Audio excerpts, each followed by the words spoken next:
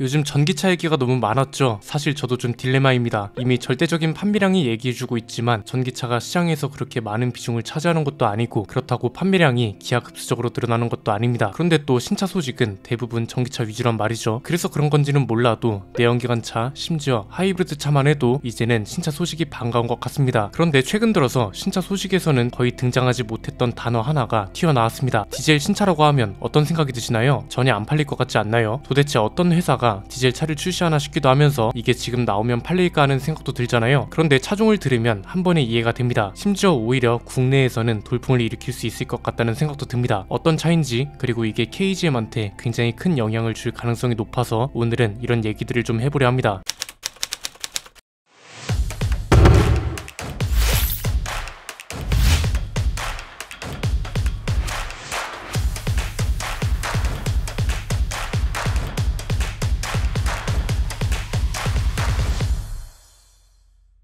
기아 타스만, 태즈먼, 부르는 방식은 다양한데 그냥 편하게 타스만이라고 이야기하겠습니다. 기아 타스만이 기존에 언급되던 것과는 전혀 다른 엔진이 거론되고 있습니다. 3.0 디젤도 아니고 가솔린 엔진도 아니고 뜬금없이 2.2 디젤 엔진이 언급되고 있습니다. 아니 대체 왜? 심지어 이게 외신을 통해 보도됐는데 기아 호주 법인 CEO가 인터뷰한 내용하고 연결이 됩니다. 그대로 인용해 드리겠습니다. 향후 10년 이내에 모든 사람이 전기차를 운전하진 않는다. 기아는 배출가스 규제에 대해 실용적인 접근 방식을 취해왔고 호주를 비롯한 글로벌 시장 배출가스 규제에 대응할 기술력을 가지고 있다. 이렇게 말했고요. 파워트레인은 2.2L 4기통 디젤 엔진이 유력하다는 보도도 같이 나왔습니다. 이미 신형 소렌토, 카니발 이런 차에 사용되고 있는 엔진이잖아요. 8단 자동 변속기랑 맞물려서 194마력, 45토크를 낸단 말이죠. 이렇게 되면 이제 렉스턴 스포츠랑 파워트레인까지 겹치게 되는 겁니다. 렉스턴 스포츠가 8단 변속기를 장착하게 된다면 완전 겹치는 거고 6단 변속기를 유지한다면 스펙에서 밀리게 되는 거죠. 여기서 궁금한 건 2.2 디젤 엔진을 신차에 어떻게 적용할 수 있냐는 겁니다. 그렇잖아요. 전 세계적으로 전기차는 맞냐 아니냐는 여전해도 디젤차는 확실히 퇴출 분위기잖아요. 그런데 이건 타스만이 어디서 팔리느냐 이걸 따지면 됩니다. 일단 주력 시장은 북미죠. 여기는 어차피 가솔린 차가 가장 많이 팔립니다. 디젤 엔진은 사실상 유럽이랑 우리나라를 위한 거라고 보면 되는데 최근에 유로7 기준 도입이 뒤로 밀려났고 현대기아차도 이 덕에 내연기관 엔진을 더 적극적으로 개발하겠다고 나선 상태입니다. 그러면 이게 우리나라 디젤 엔진 규제에 맞지 않는 거 아니냐 이렇게 생각하시는 분들도 있을 겁니다. 이건 구분을 좀 확실하게 해야 하는데요. 대부분의 디젤차 규제 내용은 노후 디젤차랑 관련된 것들입니다. 최근에 디젤차 서울 진입을 제한한다고 했던 것도 배출가스 5등급짜리 노후 디젤차 얘기고요.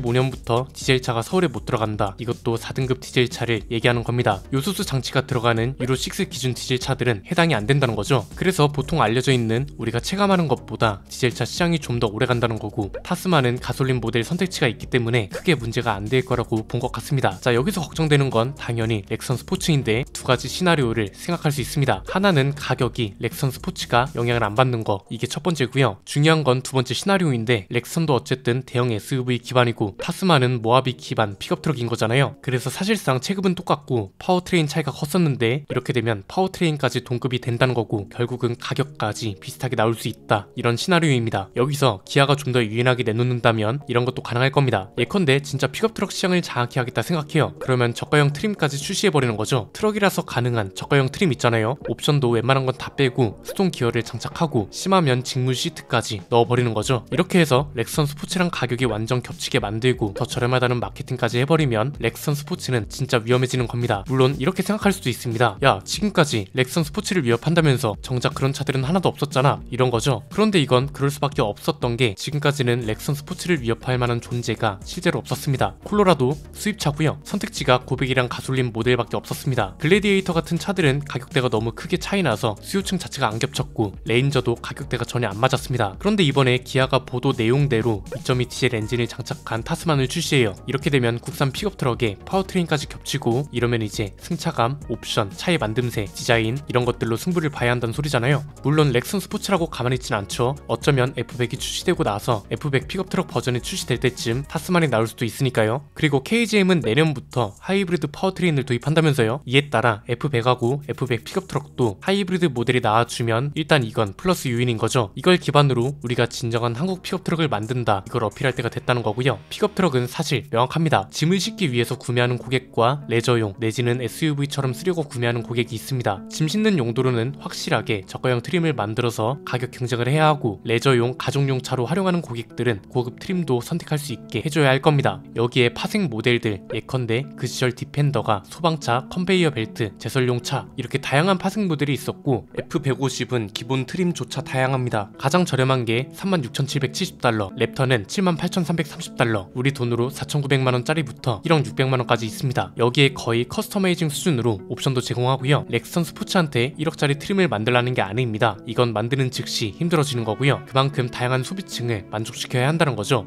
기대됩니다. 여러분의 생각은 어떠신가요? 댓글로 자유롭게 남겨주시면 감사드리겠습니다. 오늘 내용은 여기까지입니다. 내용이 유익하셨다면 구독과 좋아요, 알림 설정 부탁드립니다. 지금까지 저는 안피디였습니다. 감사합니다.